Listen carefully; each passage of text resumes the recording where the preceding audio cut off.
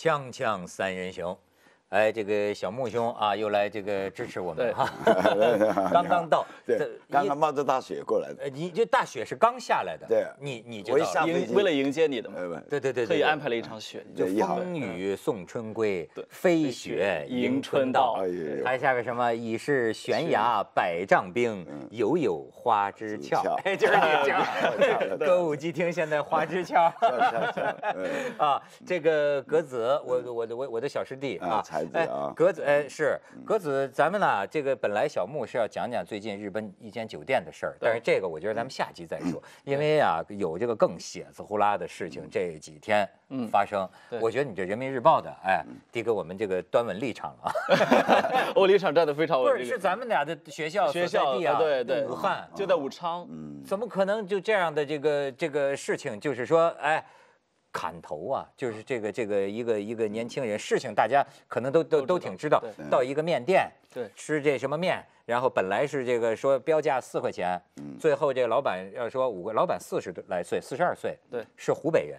这个小孩呢，这个小伙子20几岁，是四川，22是四川人。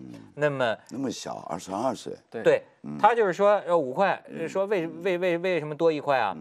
我说几块就几块，然后呢？主要这老板好像有点凶，对，抽了他俩嘴巴还是怎么着的，就是，然后这小孩也不吭声，不吭声的小孩你可不会轻易招惹。现在溜进厨房拿个菜刀，把他剁的呀，就，哎呀，众目睽睽之下，生生就在街头啊。所以我看有的评论说，实际上这是一起全民伤害事件。就他那个概念就是说，等于是所有围观的人，你想生生菜刀剁下他的头。然后呢，拿个什么塑料什么装一塑料袋里扔垃圾桶，都没有人去制止的，谁敢？没敢。但是人家就说现在这老百姓呢还真有报警意识，就是说至少好像有50多个人看的同时在打110，谁没人敢？他拿着凶器，所以就这件事儿，很多有分析就是说他呢是2级。残疾，精神病，就是进过精神病院，说是什么以前好像还打过他爸，对，在工地上也天天跟人打架，这么一个人。那格子，你觉得这事儿是非怎么断？我觉得有精神病之后，我们就很难再去聊这个事情了，因为这个是个很专业的一个领域。但是，我们俩都是武汉这个算是成长起来的嘛，因为对我来说，武汉是一个第2故乡啊，所以我可以理解这个事情怎么发生的。你看，我一去武汉之后学的第一句话就是骂人的，个班嘛，在北京话里面就类似于你丫的，类似于这个意思。武汉人是开口就骂的。我对武汉，我后来相处久了之后，发现武汉人其实还是很爽朗，地方性格也不错，但是这个9省通衢，大家他特别热，然后这个湿气也很大，所以人特别着急。性子特别的烈，哎，所以看来，所以开口就骂，我是能够想得到的。那就说明呢，看来呢，我是多少年前了？就看来，直到你上大学的时候，还是这样的。你知道，我那个时候其实可能也在慢慢变得文明一些，我想。但是你知道，我那个时候可能比你那个时候更加火爆。就是我毫不夸张的说，我当时在武汉读书4年啊，每一次就能到这样，每一次公共汽车，每一次我坐公共汽车。都有吵架和打架，至少1次。而且你开车那司机，人家也说武汉的司机啊，说不会开飞机的船长不是好公交司机。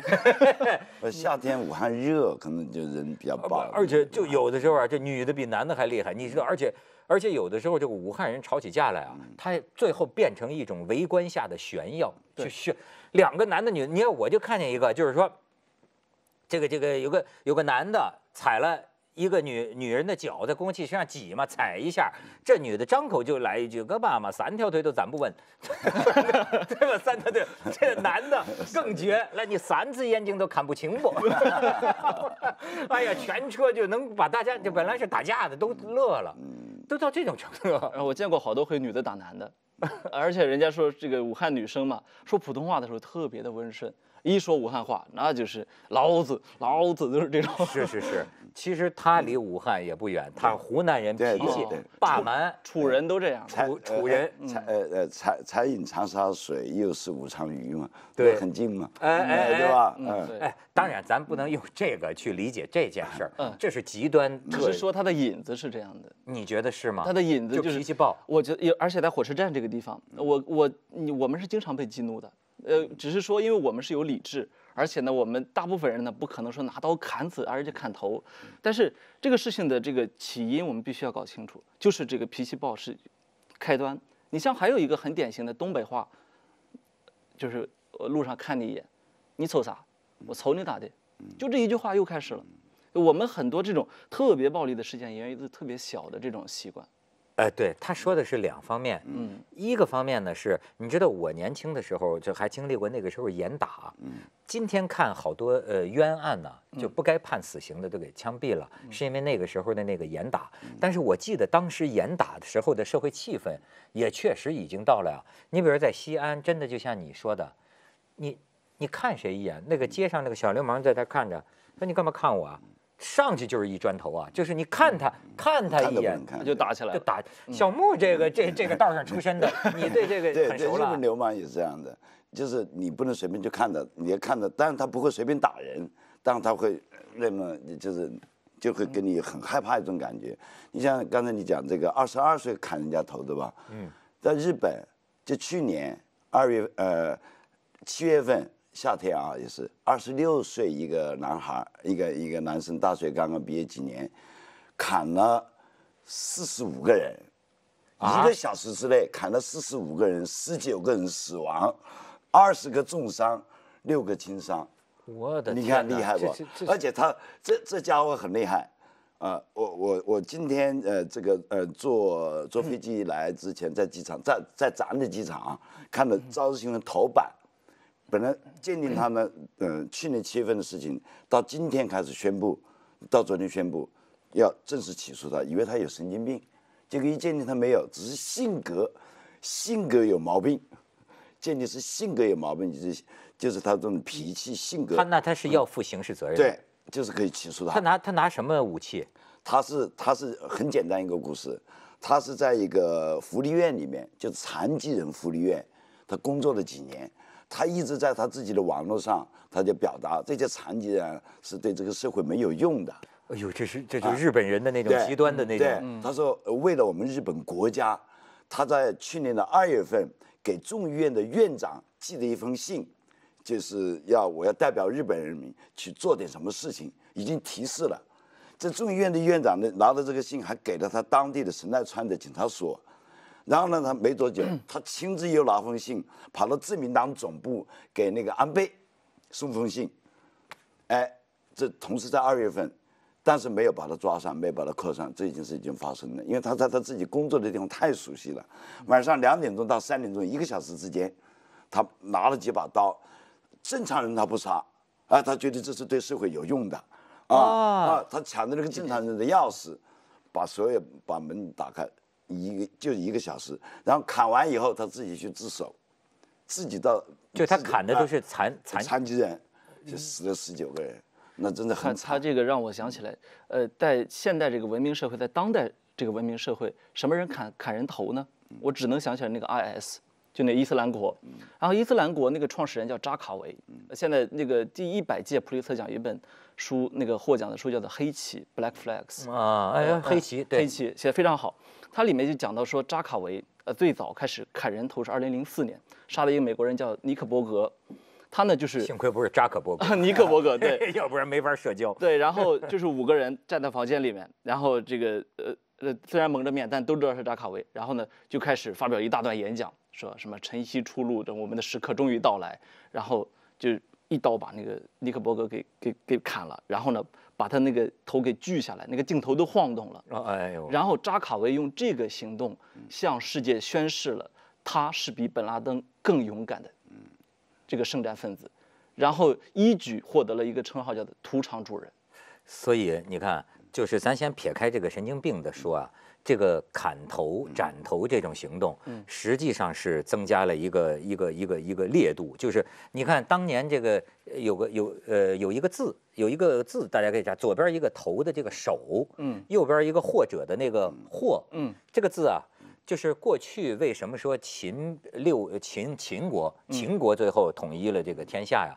就是秦国的军队叫虎狼之师。对，为什么最厉害？因为当时打仗是有规矩的。比如说过去咱们讲是个宋襄公，实际是个贵族的规矩，就是说敌人渡河还没渡过一半，我怎么能打呢？对吧？对，我得等他渡过了河，摆好了阵势，咱再打，一打他输了。所以就是说，那是有规矩的。但是到后来就是那个时候战场上啊，就是表示你的战功。本来呢，那个字儿是个耳，就是说割一只敌人的耳朵，就能算战功。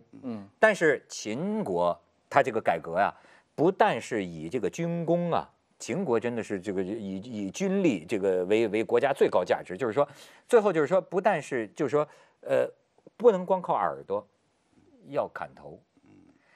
你明白吗？这一下为什么就望风披靡啊？很多其他国家军队就碰见这个秦国的军队，就是因为古人说，我打仗输了，你把我杀死，你割我个耳朵，我还有个全尸啊。对，我回家回祖坟，我还有个全尸。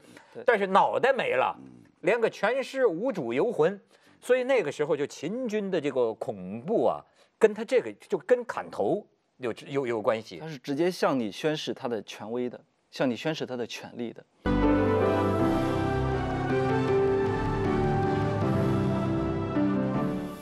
然后我们那个哈佛大学的东亚所的王德威教授，他出了一本书叫做《The Monster That Is History》，然后没有翻译成中文，大概应该叫《历史这头怪兽》。他就研究发现，20世纪的中国书面文化中大量充斥着杀头、吃人，然后就是对这种文化的一种病态迷恋。就是似乎是一种永无止境的暴力，成为我们民族文化中一种通行的因素。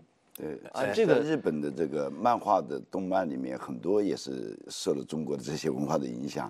连13岁的小孩，你刚才讲的长耳朵，对吧？对，他连续杀了13岁的一个中学1年级还不到的，杀了2个人，重伤1个人，全部砍耳朵。那个名称叫酒鬼蔷薇事件，在日本引起轰动。哎，日本很多电影像什么大逃杀之类的，就都是这种杀。而且日本的这个我们叫雅古扎，就是黑社会电影，因为高山健以前演了很多这样的电影。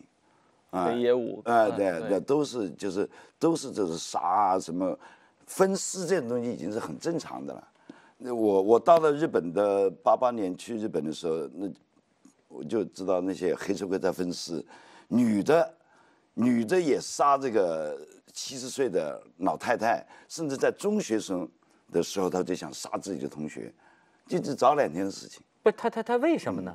就他可能就是他觉得杀人是一种快乐，我就要看到人死。他不是说勇不勇敢，他就觉得是一种乐趣。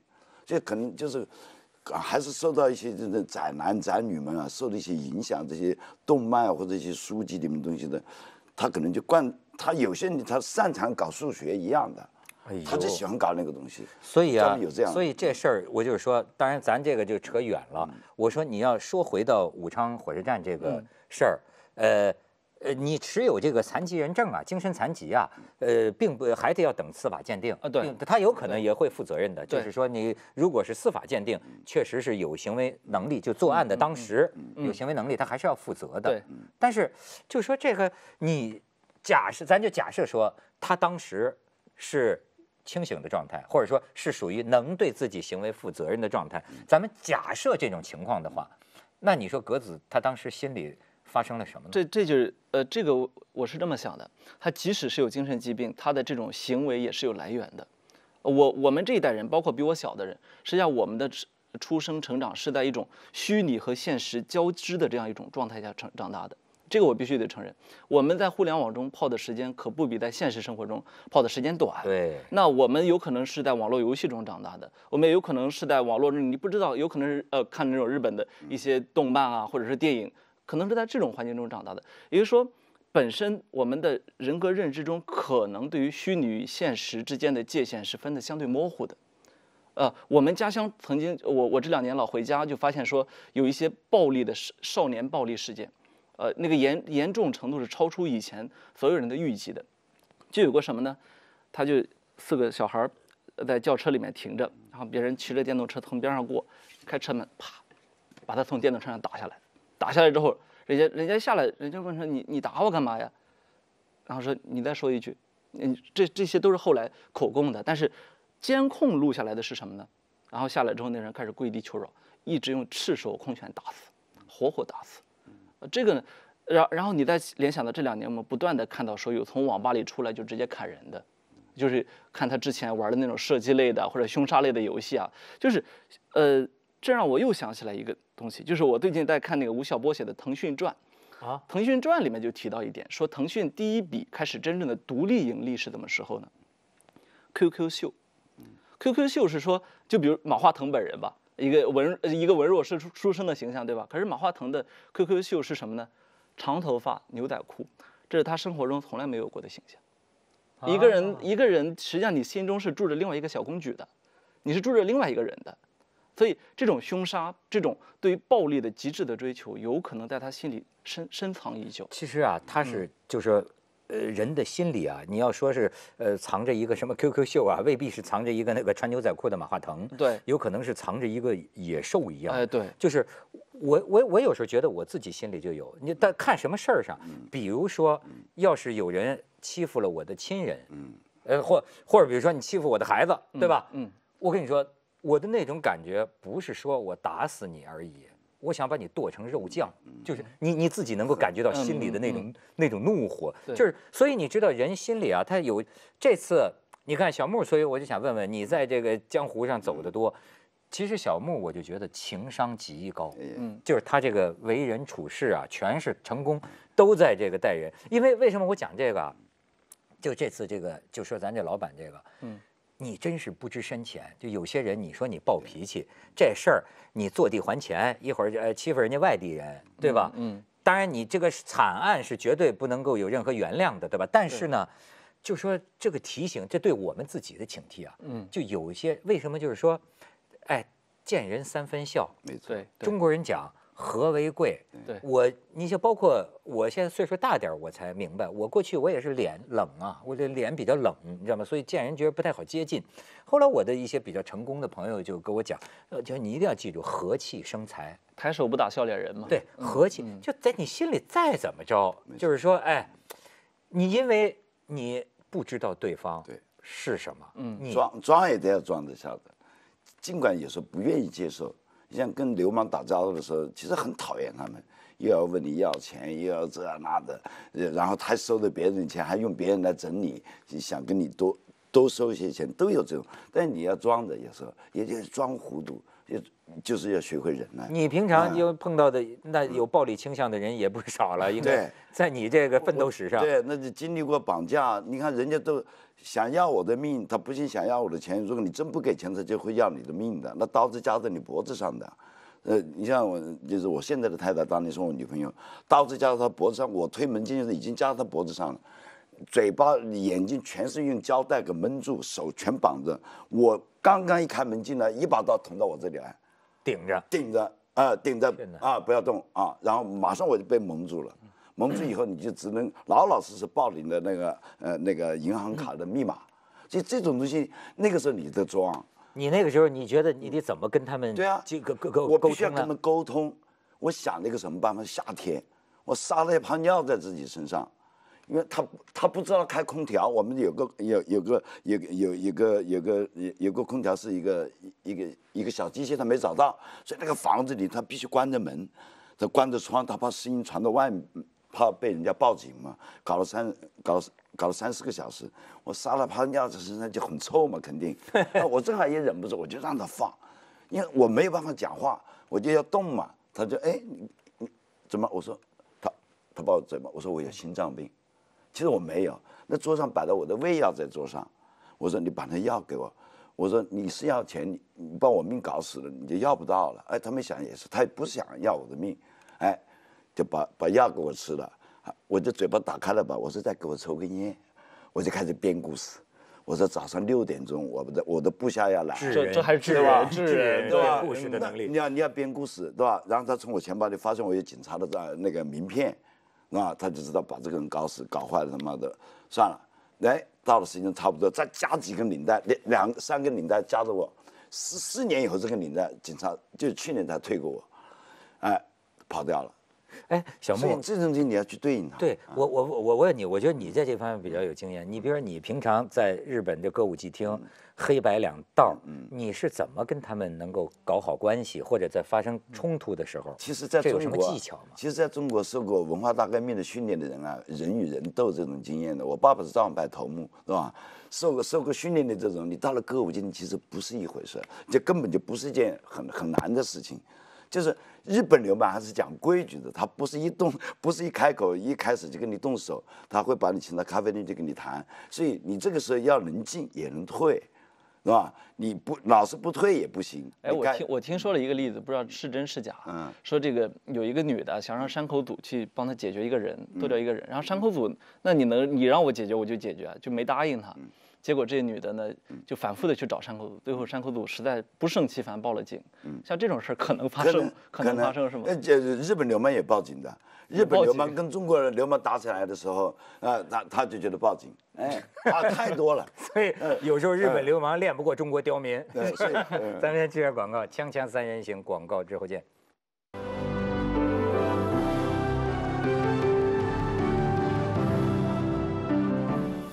其实我觉得，就真正就说由人推己啊，就说从这个事儿里，他有法律去处理了。我们在日常行走江湖该注意什么？我觉得需要警惕。不，我觉得这个做人啊，像不管是砍人也好，或是忍耐对方的东西，还是有当时的环境和你的精神状态，还有就是，如果你觉得现在我已经活得很幸福，我可以承受，我的胸襟就大。没关系，这点不算什么。我都经历过死，这点事情算什么呢？我不就多1块钱，或者你多给我2耳光，对吧？我不至于想清楚，我不至于去负法律责任去把你搞死。但如果有时候，特别是年轻血气方刚的时候，22岁嘛，我记得我22岁的时候，我们一家人10几个人在吃饭，我哥哥姐姐批评我，当着我爸爸面，妈妈批评我说我老找女朋友回家，这样那的，对他们不好，对我最好，我气得不过年。中国的那个湖南那个大园子盖那个，哇的全翻掉了也会有这种时候。火爆脾气。你说我到了日本能不能那么忍？但是在家的时候22岁就是不能忍。所以你知道这次我看有的评论，不知道这么说你觉得靠谱吗？有的人讲就说，当这个孩子拿起菜刀的时候，也许他想起来的是他这短暂的，也就前20年啊，无数次的被人坑、被人骗、被人欺负，就是那意思是积怨的戾气。对，他应该没时间想。但是这个事儿还给我一个很大的一个触动，在于有无数的现场照片和视频流了出来。这个我作为一个媒体人，我是受不了这个的，因为我们受过比较严格的媒介伦理的训练，我们知道说媒体一开始发展的时候就是以血腥性作为主要卖点，这个东西后来为什么被抛弃了呢？因为实际上它是对人类的一种冒犯。而且这个冒犯不光是可能的冒犯，你知道我一开始看到这个事儿发生的时候，我以为是模仿 IS。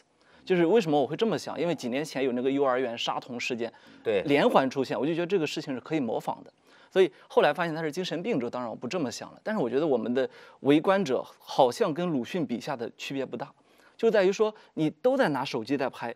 这个事情这么恶性的事件发生的时候，你竟然想得起来拿手机去拍，而且想得到说我要传上去，让大家多给我点赞，多转播出去，这样一种心态是我无法理解的。在日本媒体也好，网络上是不准这些东西出现。我觉得自媒体必须我们也要严格的，就是这种东西对人类的道德底线的挑战，我觉得不能让它。你说的太对，就有些时候说好心办了坏事儿，其实后来发现也未必存什么好心。没错。咱们节目就有个嘉宾就曾经说过，很多人呢。就是在视频上传，比如说打着爱护小动物的名义，对，就是说你看这些人多么残忍。可是他把这个视频，包括那个虐待女生、凌虐那个女生的，对，他是以好像觉得我伸张正义，但是他把这个整个折磨人、折磨动物的这个视频在朋友圈里传，其实这个我觉得是特别危险。